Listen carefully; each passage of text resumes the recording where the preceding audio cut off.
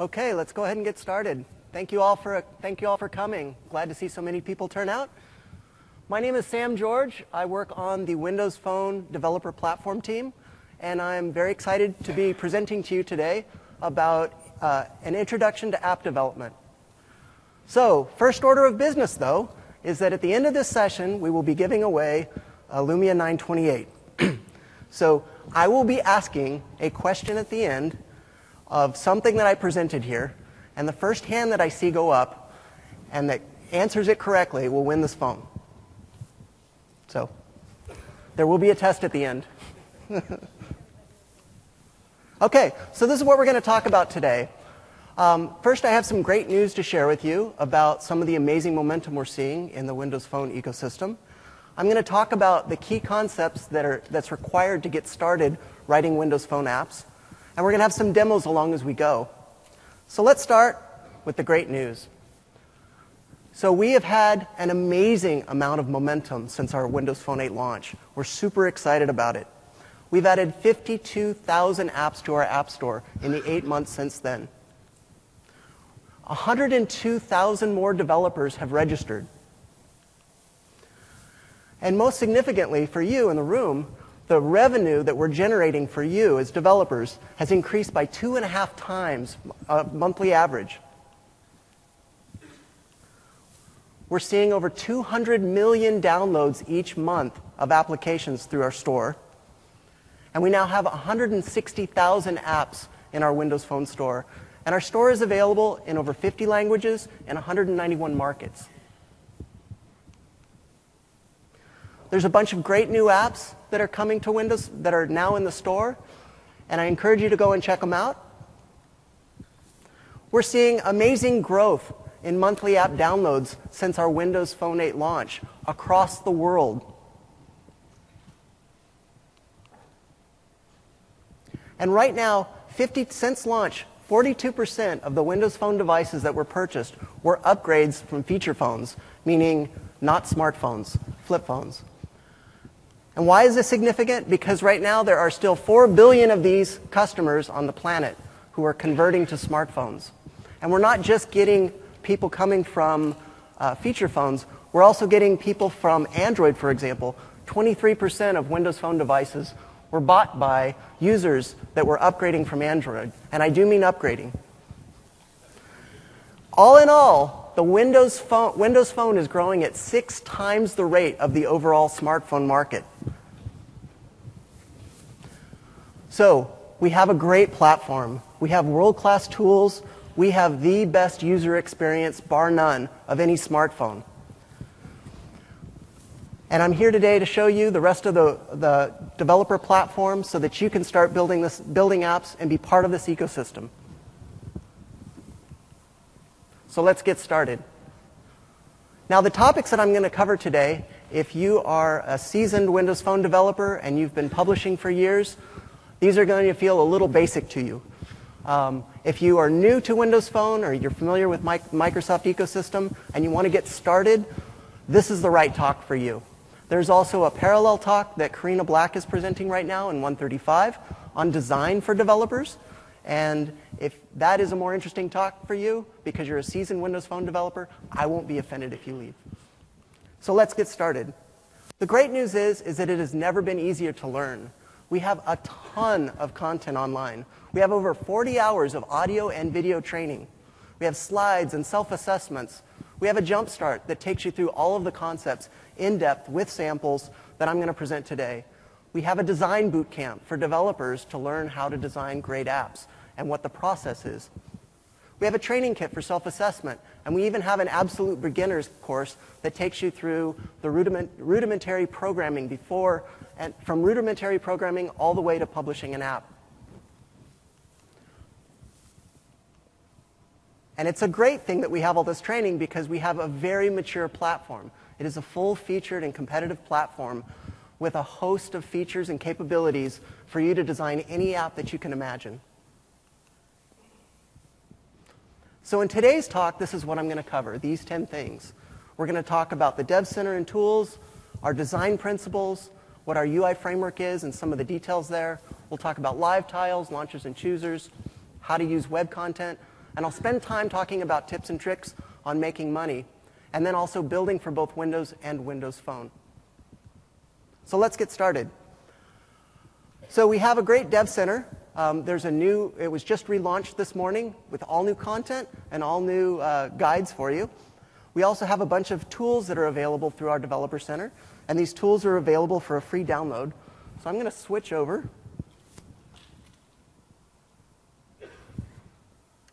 and just quickly show you the Dev Center. So this is our new Developer Center, and we have our Getting Started guide. You can download the development tools. One of the things I want to show you that you might have missed if you're familiar with this is we have a large design section of our developer platform, or of our Dev Center. And this shows how we design apps ourselves.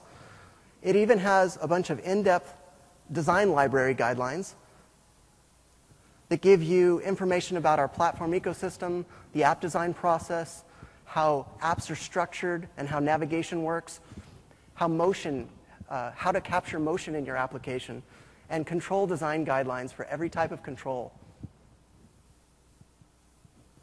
So this is Visual Studio. If you haven't used this before for Windows Phone development, we have a lot of templates for you to start with. This is the Windows Phone app, the simple template. I'm going to go ahead and create one of these. And on the right, you see our XAML, which I'll talk about in a second. On the left, you see the design surface. And if I debug this, it launches our Windows Phone emulator. Now, the emulator is actually running a full version of Windows Phone, and there are multiple versions of our emulator that ship as part of the tools, and they run at the different device resolutions that Windows Phone supports, as well as memory configurations. Now, the default is the 512 meg image, and most Windows Phone devices in the world today are 512 meg devices. And so that's why it's the default, and we recommend you design your app in that. So our emulator can do all the obvious things like rotate.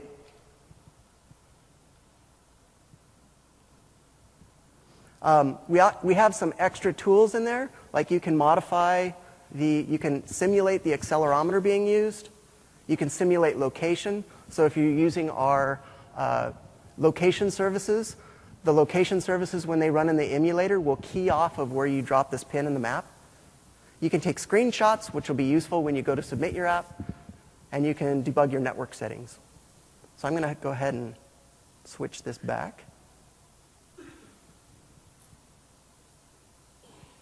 There we go. And we'll be talking more about this as the talk goes on. Okay, so that's a quick overview of our tools.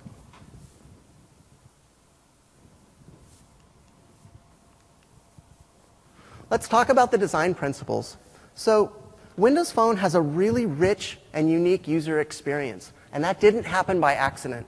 We have a set of very disciplined design principles that we applied when we went and built Windows Phone. And what we've done is we've codified those into something. This is available on our Developer Center in the design section. And this is the way to think about developing an app for Windows Phone. The first is pride and craftsmanship. And what this really means is take time on some of the subtle things that users will spend time with all the time. So for example, the third screen that you see over on the right, the one that's titled Messaging Conversations, it's kind of subtle, but you see how the font starts really large where you want the user's eye to be drawn. You can tell that this is about conversations for messaging. And then the next biggest font is the title of the message, or who sent it. And then beyond that, then there's a preview of the message content.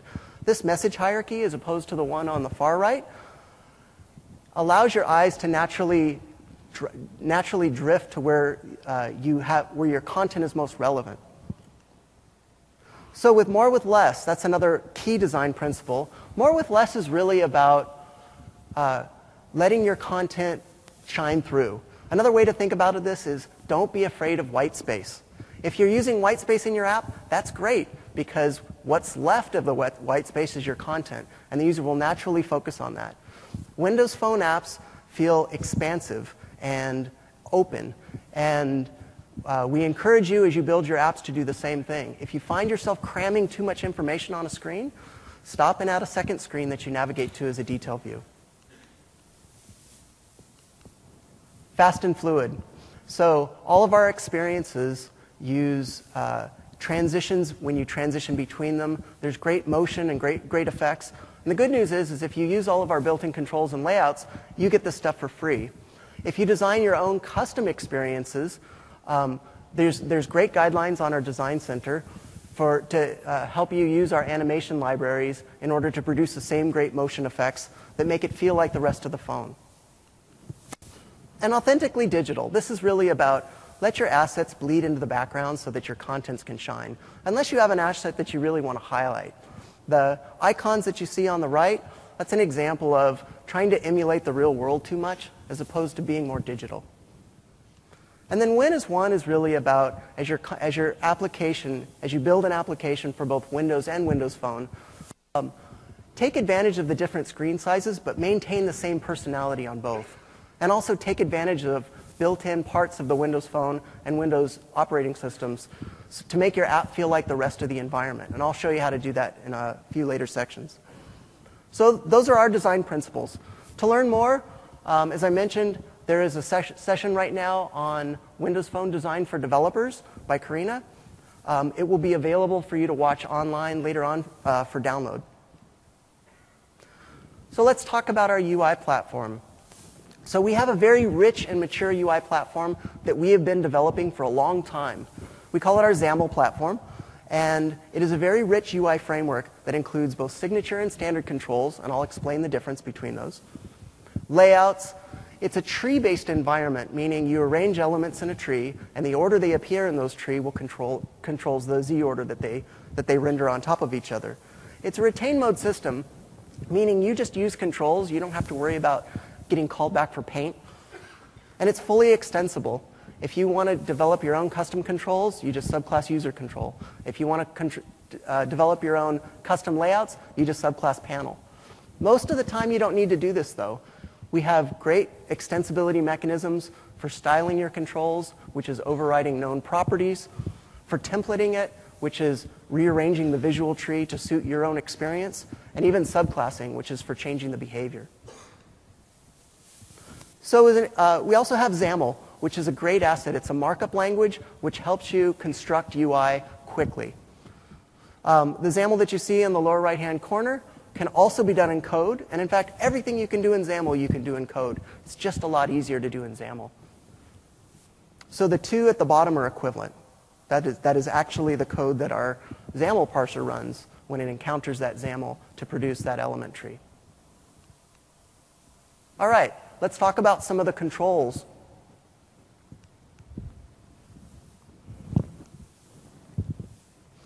So our controls are reusable and customizable. They embody the Windows Phone design principles. They have all the motion and transitions built in.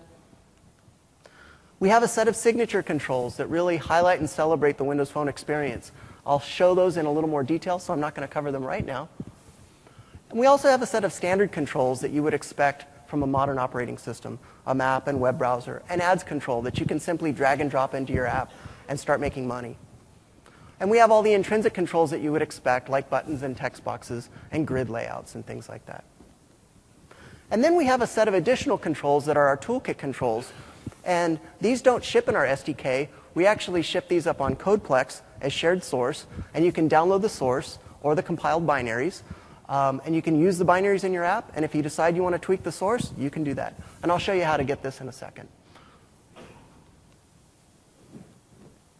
So let's talk about a few of our controls. The first signature control that I want to talk about is our panorama control. This is basically, think of it like a magazine layout, very rich and expansive. It's comprised of a set of panorama panels, and those panorama panels can actually even include more than one, span more than one screen. The background of the panorama, there's a background image, and it moves as you pan between the panorama panels. It pans at a different rate to give a depth and parallax effect, which is really nice. We also have our pivot control, which is for showing lists of related data sets. So, as an example, in the screenshot here, you've got an email application where you can see all mail, and then if you pivot over to the side by swiping, you see unread mail, and then if you pivot again, you see flagged. Now, the pivots wrap around, and so you can just keep pivoting. Another way to think, some people think of this as like a fancy tab control, where as you slide, you move between tabs, which is a reasonable metaphor too. Now, you don't only have to put lists on pivot. It's a very natural control for putting lists, but you can put any content that you want. And then there's our long list selector control. So this is a highly performance optimized list control. It also includes something we call a jump list, which solves the problem of, let's say, for example, I have a very large music album list, and I'm scrolling into it because I want to get to the guys at the end. The blue things that you see are called sticky headers, and they're called sticky headers because as you scroll, they stick to the top of the screen until the next one displaces it. And if you click on those, it brings up the jump list. The jump list allows you to jump around in the long list selector. Long list selector also supports a grid view, so you can use that for a simple photo thumbnail view if you want, or album art. So let's spend some time now over in Visual Studio and talk about some of our controls.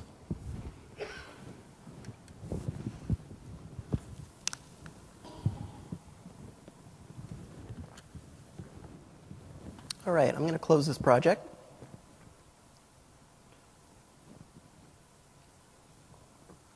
And I have a quick little project here. What I'm going to do is I'm going to show you some basic experiences for these signature controls. And then I'm going to hop over to some real apps on our phone and show you how I don't want you to get the impression that just by using these controls, your apps are going to look exactly like everything else in Windows Phone. We want your apps to look like the personality of your brand or the experience that you want to create. But you'll see a common theme between the two. So the first thing that I'm going to show you is I'm going to open up the main page. So each Windows Phone application is comprised of a set of XAML files. And each XAML file has a page on it. Each page is basically an atomic unit of user interaction. I'll talk about that a little bit more in a second. But so for now, just remember that main page tends to be the page that your application initializes to. You can change that as well. So I have a very simple app here that has 3 buttons on it, one for Panorama, one for Pivot, and one for Long List Selector. And let me just show you this in the emulator. So when I click on Panorama, watch the background, the image in the background as it moves across. Now notice that I'm wrapping around between item 1, 2, and 3. And also notice that item 2 spans more than one screen. And so it can shift. And so if you've got a lot of information to display in a panorama, you can just increase the size of your panorama panel. The other thing to notice too is that with a panorama, the next panorama item peeks out over on the right side. It's a little hard to tell with this background, but it peaks to give the user a visual clue that there's more to swipe over to. So I'll hit back, and that'll take me back to this experience. And this is a pivot. So this first pivot just has some text.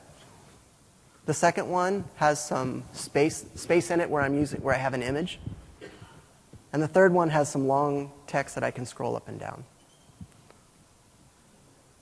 So you notice the motion effects where the headings move at a different rate and snap differently than the content does. And then also, this is our long list selector experience. So as I scroll, watch the sticky header as it displaces the next one. So I can always tell which section I'm in, especially if it's a long section. And then if I click on one of these, it just takes me into that section. So let's switch over to my phone right now. We have a fancy little USB out. Okay, so this is my phone. One of the things that I want to highlight here is that this image is coming on my lock screen is coming from the Facebook app. And the Facebook app has a feature where it can actually feed images to my lock screen. This is an image that I took while I was on vacation. There's another talk that'll cover, and I'll tell you what that is in a second, that'll cover all of the ways that you can do this in your own applications. But let me just unlock my phone. Everyone can see my password is 7257, and yes, that is a temporary one. Okay, so Here's an example. So Burton wrote a great app, and this is an example of a panorama control. So if you notice, Burton decided that they always wanted they wanted their logo at the very top to stay put while you were scrolling around in the panorama experience. Each of the sections, though, scrolls over, and as you can see, it peaks over on the side. And one of these sections, this section right here is actually much wider. And if you see the image in the background, it scrolls at a different, or it swipes at a different rate. So it gives it a sense of depth. The other thing to point out about this is that one of the recommendations we have when you're in a panorama is not to enable scrolling. So if I try to scroll up and down like this, nothing happens. And what Burton did is he added a little more indicator at the bottom where I can get into more content, where there's more scrollable content. Okay. The second app that I want to show you is Foursquare, and Foursquare's got a really cool use of pivot. Now watch at the top. The top is a map control, and since Foursquare is all about location, they decided to celebrate that by having a map control at the top that shows you where you are and what the location of your pivot is, basically. So the first pivot is this Explore pivot, and here I can see what's going on in the area. Now if I switch over to Activity, it shows me a different view. But if I go back to my profile, so I'm from Seattle, you notice the map control went all the way back up to Seattle. So it's an interesting use of a pivot. And again, it looks nothing like the pivot that I showed you, but you can still tell it has the Windows Phone look and feel, and it still has this beautiful pivot experience, but it's very much Foursquare's own.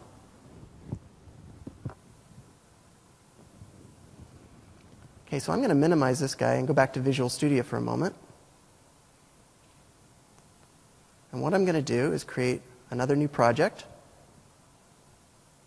And I'm going to show you about our toolkit controls.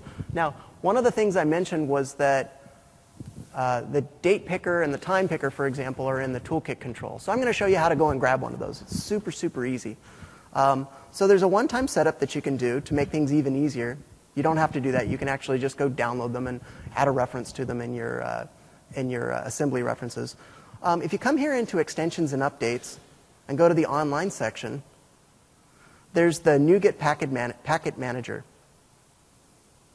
And so I do a quick install of that. And it goes ahead and installs it in Visual Studio. Prompts me to restart Visual Studio.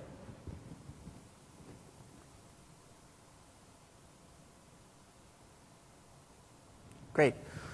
So now that I have that, now that I've done that, I can go into Project, Manage NuGet Packages, and there's a whole bunch of NuGet packages online that I can choose from and simply click to install. So I'm going to go ahead and search. It's searchable as well. So I'm going to search for the Windows Phone Toolkit.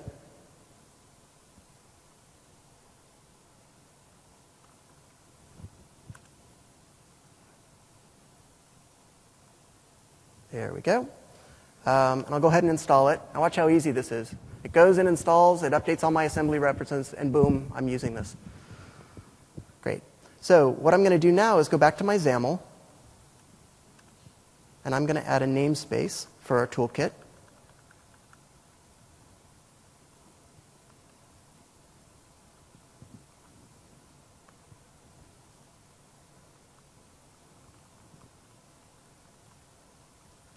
And there's our toolkit. And there is a great talk on this, so you don't have to remember what I just did. And I'm going to go down to the content section of this page. Another thing to notice as I'm doing this is that as I click around in XAML, the design surface highlights which part I'm in. So I will now create a toolkit date picker. There we go. Now when I run this,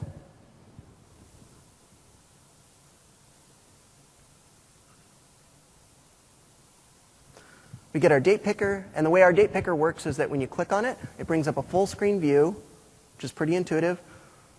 It allows you to pick a date. These things wrap around.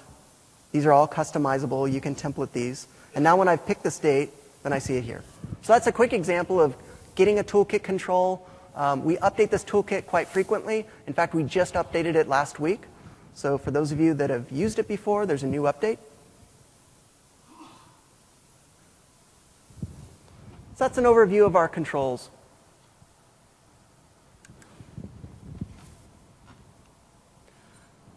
To learn more, the man himself, Sean Oster, has a talk this afternoon on Windows Phone UI in XAML. It'll be today at 5 p.m. right here in this room. It's a great talk, so drop by if you're interested. Okay, so far we've talked about our developer center and tools, the design principles. You've seen some of the basic atoms and molecules that we use to produce an app. So how do we put it all together? Well, your app is put together with something we call pages and navigation. This is very similar to the web model. You can think of a web browser hosting multiple pages, where each page is an atomic unit of interaction for the user to accomplish something. In the Burton app, as you go through the panorama, it's to see all the things the app can do, and then you can drill into different things. So that was sort of the launch page. So for pages and navigation, pages contain content. The actual type is the phone application page, and when you create a new page, you get automatically subclass it. There's also the frame. Now the frame is a top-level container. It doesn't have any UI, so you don't see it, and it contains all of the pages. And then apps navigate between pages, passing data back and forth between them using query strings. And I'll show you that in just a second. So visually, the frame contains, and again, it's UI-less, so there's not some offset at the top that it takes up. The frame contains a page, and the page contains a content area. And so if I have an app like this, where I have a home page, and a setting page, and a widgets page, and there's interaction between the two, I'm navigating in my app in response to user actions between these two. There's also the notion that I just wanted to cover real quickly of screens. And a screen is really transient UI that the user doesn't navigate to. They just come up. As an example, a splash screen or a logon screen where the user is logged out. A logon screen could be shown from any of these pages, but it's not a place that someone could go navigate to. For these screens, the way you interact with these or the way you build support for these is instead of building a page, you simply bring up XAML UI in a pop-up. So let's talk about how page navigation works. So the demo that I showed just a minute ago with our signature controls had the three buttons. And when I clicked on one of them, what it did is it called a code behind. And so a code behind is the way a page is built is that there is a XAML file which defines the UI and layout, and there is a code behind in C# or VB.NET which defines the interaction. And in the code behind that I showed you before, it had an event handler in response to a button click. Very simple. And what that button click does is it calls into our navigation service, and it tells it to navigate. Now notice it's saying navigate to a page of XAML. And then the navigation service does the work to look up, well, what's the concrete type for that, and instance it, and it does all that work for you. So when that happens, the frame unloads the previous page and it loads the next page. Now if you need to pass data in between these two, you can use query strings, and there's another talk that'll be later on today that'll go over this in more detail in the Windows Phone App Foundation class by Thomas Fennell, and that's today at 2 p.m.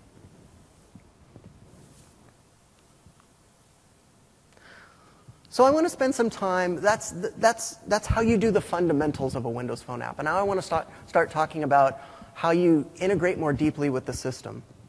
The first way that you integrate deeply with the system is with live tiles.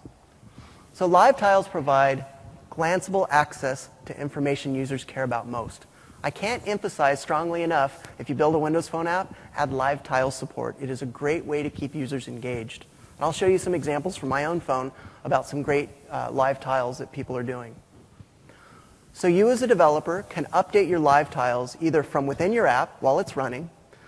You can also create a scheduled task, which is super easy to do, and update it periodically in the background. Or you can do it in response to push notifications. So if you're Facebook and someone comments on a photo of yours, they can send a notification to that application and then display a toast. And then the toast can launch your app. All apps have a default tile. They come with it whether you want it or not. And so these tiles are the way you add a shortcut to the start screen to launch your app. It's created when a user goes in and pin into the All Apps menu and press and holds and then pins it to the start screen. And it launches to the main app page. Now, the interesting thing here is that your app can actually have more than one live tile. It can have a secondary tile, or as many secondary tiles as it wants. These secondary tiles are created programmatically, often in response to UI that you build to prompt people. So a great example of this is Pandora. So Pandora's got a Windows Phone app, and it's got a live tile that says Pandora, and I click on it. And when I get into the Pandora experience, there's a bunch of stations for artists that I care about and that I follow and things like that. And what Pandora allows you to do is to pin those stations. And so those show up as secondary tiles right on the start screen. And then when I click on that secondary tile, then I can get right into the part of Pandora that'll start playing that station. And so secondary tiles, can launch into any page. Live tiles are basically images with some text. They can be static, like they can be something you generate at build time and never update, or they can be dynamic, either images that you download, or you can even generate images client side by building up a XAML tree and getting a bitmap from that, and then specifying that as your live tile. And in Windows Phone 8, you can specify 3 different tile sizes instead of just the medium one that pre-Windows Phone 8 supported. So we support 3 different tile templates. So the first is the flip template. And flip is very similar to the original Windows Phone tile, and it just periodically flips from front to back, right, and shows different information on the back, and you can control that information. This is an example of a weather app that shows different levels of detail based on whether it's a small, medium, or large tile. Iconic is the second one, where if I have an iconic image like the Skype icon, and I want to celebrate that in each of my tiles, I can just use that. And there's obviously still text and information that I can convey to the user. And then the last is cycle, very similar to our camera or our photos gallery, where you can cycle through a set of images. These are 9 images that it can cycle through, and these are programmatic as well as something you can set in Visual Studio. So let's spend a little time looking at live tiles over in Visual Studio.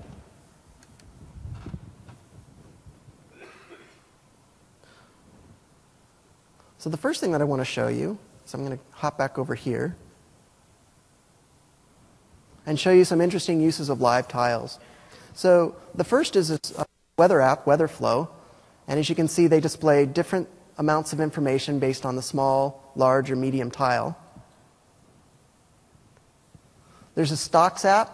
My Stocks is a great stock app, which, as you'll see, flips, looks like a good day in the market, flips back and gives me live market updates. There's a traffic app. There's lots of traffic apps that show traffic detail right on the live tile, which is great because when I'm about to get on the freeway, I don't even have to start the app. There's an app for my thermostat. I have one of the Nest thermostats, and it tells me what the temperature is in my house right now. There's obviously Facebook and Twitter tiles that show me my status, and then our People Hub tile, which shows me my friends that are commenting. But they all feel very alive. And one of the things that, again, I want to stress is that when you build a Windows Phone app, if you build live tile support, it will keep your users more engaged. So let's see how you do it. I'm going to go ahead and minimize this guy. And I'm going to create a new project. And I'm going to call this the Contoso Cookbook because it wouldn't be a Microsoft conference if we didn't use the word Contoso. Yeah, all the old timers got that.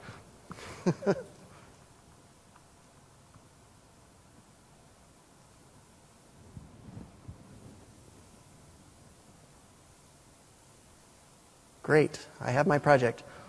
So what I want to show you first is that underneath this properties node in the Solution Explorer, there's a very special file called the WM App Manifest. And what that does is it allows you to specify a lot of information about your app. What its name is, what the description is, where the main page that should start in the app is. as well as the app icons. Now we provide in the default template, we provide these application icons. And so you can see flip templates. There's your application icon. And if I were to run this app, you would see it in the emulator, and it would just show up as that little star. So what I'm going to do instead is I'm going to go over here to my desktop, and I'm going to grab this assets folder.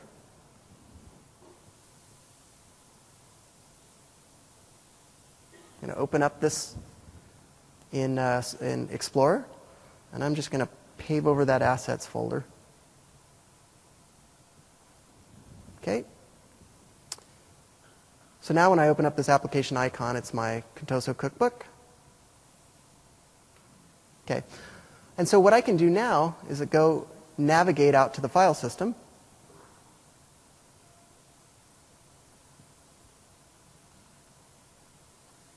There's my assets directory.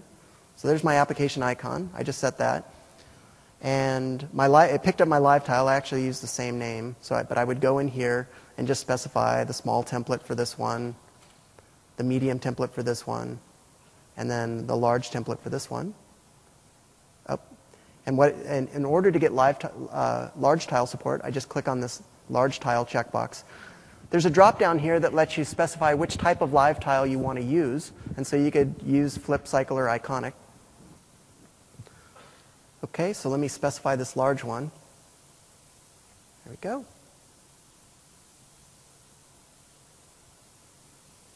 Okay, so now what I'm going to do is run this in the emulator.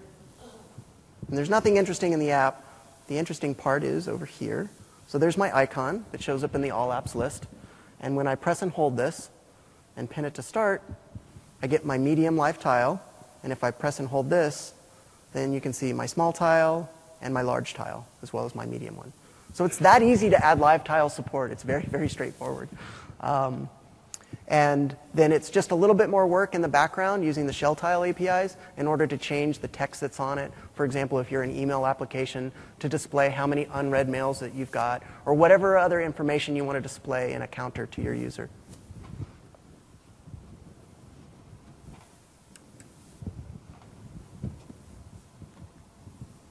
To learn more about this, Thomas Fennell's got a talk on Thursday at 11:30 in here. On live tiles, lock, and notifications. One of the other really cool things you can do from your app is there's a section on the lock screen that'll show status for an application. By default, Windows Phone shows it for email and things like that. But you can show it for your application too. So if you have a count that you want to have displayed, you can prompt your user to add it to their lock screen, so they can always see your app from their lock screen. And you can also provide the background for the lock screen as an application. So the next level of integration that I want to talk about from LiveTiles is launchers and choosers. So the problem launchers and choosers solves is oftentimes when you build a Windows Phone app, you want to reuse a bunch of the functionality that already exists on the phone. You might want to display a map or allow a user to search on a map. You might want to choose from a contact on the phone. And what we didn't want you to have to do is go and rebuild all of that UI yourself. So we have the notion of launchers and choosers. Now, a launcher is something that simply launches an experience, like a browser or a map, and you just pass data to the launcher to initialize it, and then it displays. Now, because of the way pages work in our applications and how you transition from one to the other, when you use these, it just feels like part of your app. And then when you hit the back button, you're right back in your app. Choosers, on the other hand, launches an experience to go fetch data for your app. For example, to choose a photo from the camera roll. And we have a lot of these. There's 32 to be exact. So there's a full set of launchers and choosers that you can take and build large parts of your application just from calling a few lines of code. So let's look at a few of those.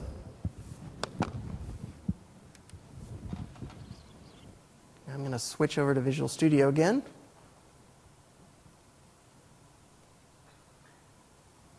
So I have a very simple skeleton of an app called Launchers and Choosers. And my main page, .xaml, just has 3 buttons. And what I'm going to show you here is, this is the code behind that gets compiled along with the XAML to produce the page. And in my code behind, I have 3 event handlers, one for each button. The way that gets associated, you can see over here, is in XAML in response to this click event. Now, if I didn't have one of these,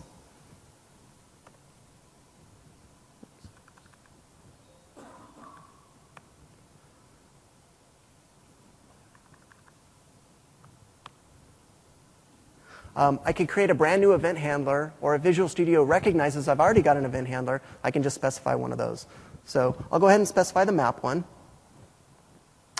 And then I'll jump into my code behind. And all I'm going to do is add a using statement to the task namespace.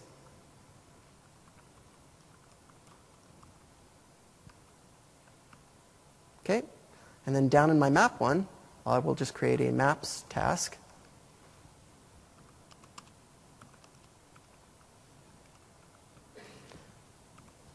Now, the things I can do with the maps task is I can tell it a geolocation or a geocoordinate to center on in the map. I can specify the zoom level. And I can also specify a search term. So I'm going to go ahead and specify a search term.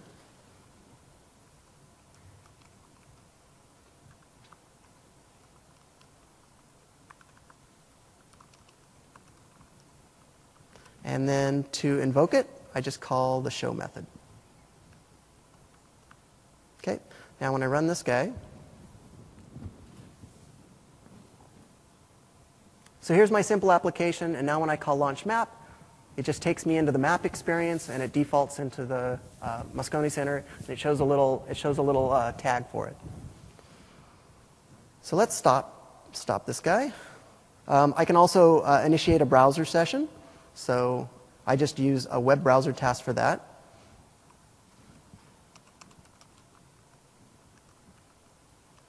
And the web browser task takes a URI. And here, instead of using a relative URI, I'm going to use an absolute one.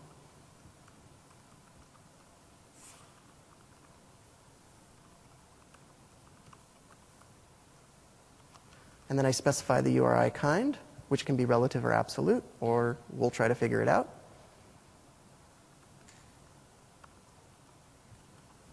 And then my web browser task, I simply show it. And I'm going to go ahead and add the one for the photo too. So this one's a little different. This is a chooser. And what I'm going to do is the choose photo chooser task. Now because this is going to call me back, I'm going to register for an event. And when I add plus equal, Visual Studio gives me completion.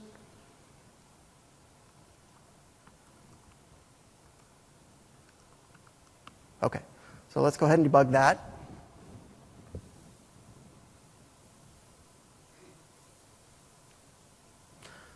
So now when I click Launch Browser and I choose the recommended settings, now this takes me to the Windows Phone Developer site. I click back. I choose a photo. It takes me into the camera roll. And I'm not going to show this full sample, but if I were to pick it, if there were a real picture in the emulator, I would choose one, and it would return, and I could do something with it. Now, the choosers are there's a little more to it, because especially on low memory devices, your application can become dormant in the background while the chooser is up. And so there's some special things that you have to do in order to handle that situation. There's lots more in another talk that I'm going to show you in a second. But that is how easy it is. Most of these launchers and choosers are really just a few lines of code. And you've got large parts of your UI.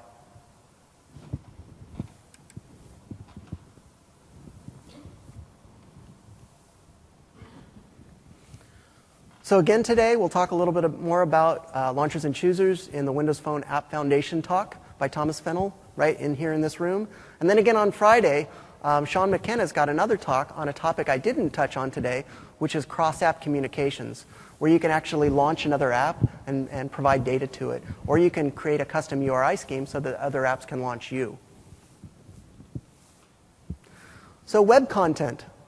Web content is a big deal, People use web content in their apps all over the place. So we have a standard web browser control. It is a XAML control. You can embed it in your app, or you can even host your entire app effectively in it, which I'll show you in a second. It's IE10 based, which means it's got all of the HTML5 hardware support that IE10 delivers. It's the exact same code. And it's built for touch. It supports all of these features in IE10.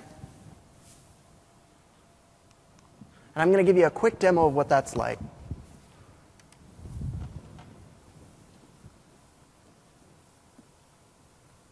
Let me stop debugging here.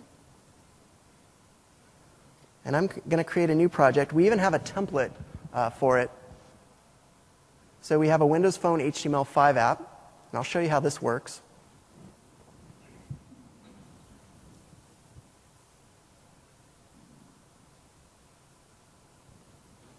There we go. OK, so it just shows an icon of Internet Explorer. So the way this works is that if you look in the main page.xaml, which is the first page that's going to load, in the content area, we're just using a web browser control and telling it to stretch horizontally and vertically, and then handling a few events for navigation loaded and unloaded and things like that. So if you look in the code behind, the way it works is that there's a private main URI property that just points into an HTML directory with an HTML file called index. And index.html is pointing at a style sheet, which again is bundled with the app.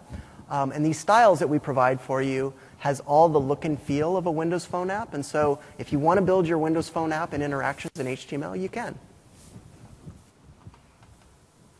So when I run this guy, this HTML, with a combination of that style sheet, produces something that looks like a Windows Phone application.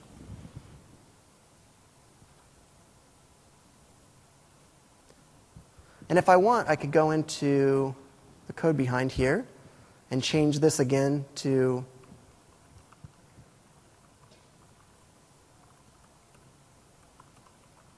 something else. And here I need to set absolute URIs.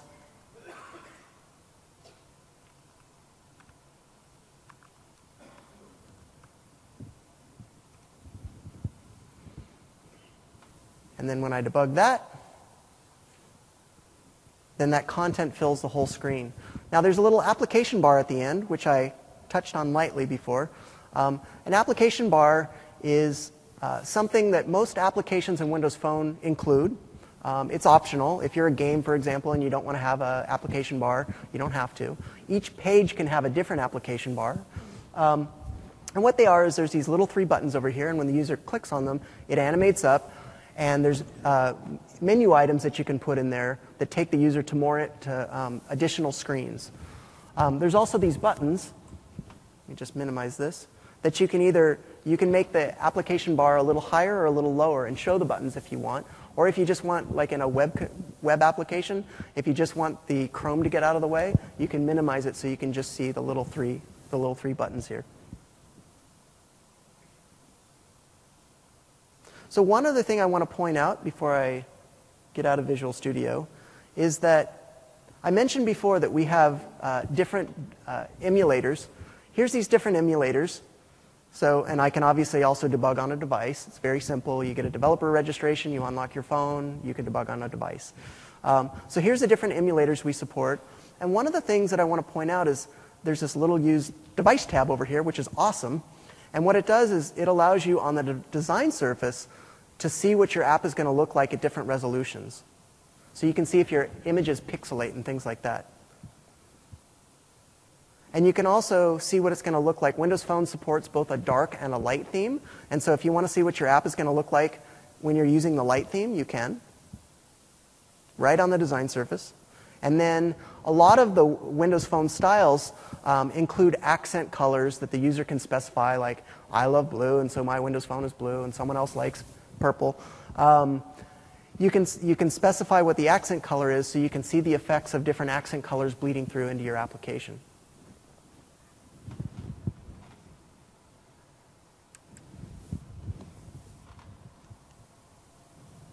Okay, just a few more topics. One is making money, which is super important, and the other is building for both Windows and Windows Phone.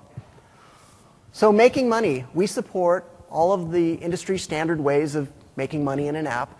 There are paid apps. You can use in-app purchase for both consumables and durables. And there's also ads. We have a great ad control, and you simply drag and drop it right out of the Visual Studio Toolbox into your application, and away you go. We also have trial mode. And so trial mode is, I have a paid application, but I want to let someone try it for a little while before they decide whether they're going to buy it or not. We have an API that you call that you can check whether you're still in trial mode or not. And you can prompt the user to buy your app. So one of the things that I really want to highlight, too, that's another awesome piece of news, is that we have a great story for making sure people can buy applications on, your phone, on their phones. We have more payment methods than both iOS and Android. We support all of the leading credit cards, but we also support a really important thing, which is mobile operator billing that you might not be aware of. So what this is that when you go down to AT&T or Verizon and you buy a Windows Phone, you've signed up for a contract. You already have a financial relationship with AT&T or Verizon. And so what we'll do is, if that user that bought that phone goes to buy an app and they've entered a live ID and that live ID doesn't have a credit card associated with it, we will prompt them to buy it through AT&T, through a mobile operator relationship. And they can simply click yes, and away they go, and they buy the app. To you, it's all seamless. This is just, more money you get paid. You don't get a check from AT&T or anything. But this is an awesome way of making sure that we have great access to users, great access for you to users' money. One of the things I want to call out here is that we have more mobile operator partners in Google Play. We have 30 in total. And this really gives you access to markets with low credit card penetration, which is pretty much everywhere. A couple examples I want to highlight. In China, we recently enabled a payment system called Alipay. And after we did, without marketing it or anything, we saw a 10x increase in purchases in China. PayPal is also an option. And there was also another thing on the mobile operators is we just recently enabled another mobile operator. And apps in that store, you could already buy apps through this mobile operator, or on phones from that mobile operator, but we didn't have mobile operator billing. We saw a huge increase right away without any marketing in the number of apps that were paid through that mobile operator, just because people don't have to stop and enter a credit card. So some tips on making money to think of as you build your Windows Phone app. The first is to use trial, if you have a paid app, is to deliver it as trial, or use the freemium approach. Now, freemium approach is your app is free, but you use in-app purchase to buy things like gold coins and additional levels and things like that. That is by far the most profitable way to build an app. We see this is based on data from our store, we see 70 times the downloads for free apps that either use trial or the freemium model, and they generate 7 times more revenue. Use live tiles. The top 50 apps are over 3.5 times more likely to have a live tile. So it's very important to keep your users engaged. Use push notifications. Push notifications is another way to keep your users engaged. And our ad control, if you use our ad control, make sure you use it with localization so that it gets local, relevant ads. It improves the click-through and it improves the amount of money you'll get paid. And then follow the Windows design principles. Apps that follow it get featured in our store more. And if your app gets featured in the store, a lot of people will download it. And not just on the front page of the store, but also in the recommended lists. Localize your app and publish it globally. There's a talk there's a talk on Friday that I'm going to point you at that shows how easy this is. We have automated tools for localizing your app. It's awesome.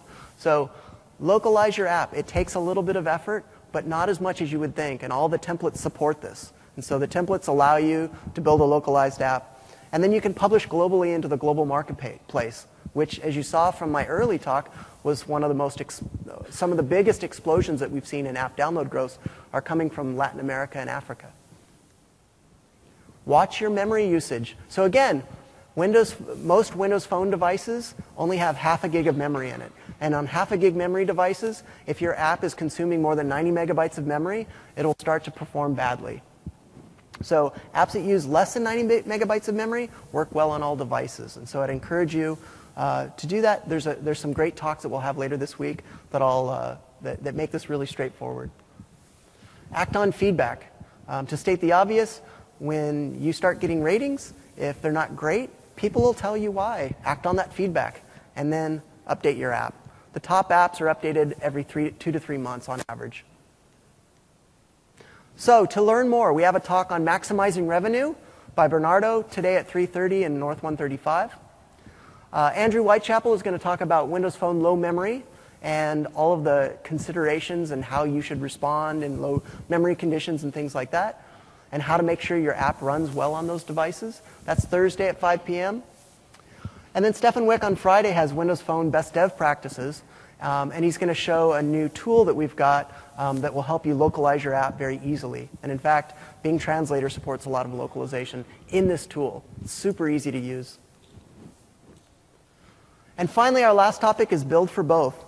So Windows and Windows Phone share a common core. We are built on the same operating system, and we share a large part of our developer platform. So it's very straightforward to share code between apps. The right way to share code between apps is to adopt the MVVM approach, where you separate, or an approach like it. I don't want to start a separation of concerns war. But MVVM is a great approach where you can separate your model, which is your data, and your views, which is what the user interacts with, and then a view model, which stitches the two together. When you use this approach, it's super easy to share both your model and your view model between Windows and Windows Phone. The views are always going to be tailored for the screen because you simply can show more information on a bigger display. And it's easiest if you build both apps at the same time. If you start with a Windows 8 app and then try to port it to Windows Phone, it's much harder, and same is true the opposite way. It's much harder than if you build them both at the same time. So we have a lot of talks about this. So on Thursday at 2 p.m. in this room, we have a talk about building for both Windows 8 and Windows Phone 8. On Thursday also, there's also a great story from Nokia. Nokia they have a Windows Phone Nokia Music app, and they recently ported it to Windows 8. And it's lessons learned and how to structure your app properly to make this easy. And then we also have a talk on Friday of MVVM in practice. So if you're curious about that and want to learn more, that's a great place to learn. This is our full schedule for the week. We have a lot of great talks. There's a few that I didn't cover so far. The first is today at 5 o'clock. We have a talk on Windows Phone gaming basics. We have a great gaming platform. It's very straightforward to build a game that runs on both Windows and Windows Phone. Raza is going to be talking about that. We have a talk about all the middleware that is supporting Windows Phone now that makes it super easy to build an app and get up and running. And then there's a talk on networking deep dive, and then also using native code in your apps on Friday. So we allow you to use C++ from within your application. It makes it super easy to leverage open source software and use it in your Windows Phone app. For example, it's very straightforward to use SQLite for your Windows Phone app, and you can use that on Windows 8 as well. So, in closing, there's never been a better time to build a Windows Phone app. It's never been easier to learn. It's never been more profitable. We have an expanding market. And as part of it, this summer, we're reducing the cost of our Dev Center registration to only $19. This is a limited time offer. So if you're not already registered, I encourage you to take advantage of it. I'm going to leave this up. This is links to all of our developer resources. This is my final slide. And I have 37 seconds left to ask, what is our app download for the phone? What is our app download rate year-over-year increase in Africa? Yeah. No? Yep. All right. Well, thank you very much. Please remember to fill out your evaluations. I really appreciate your time this morning. Thanks for coming.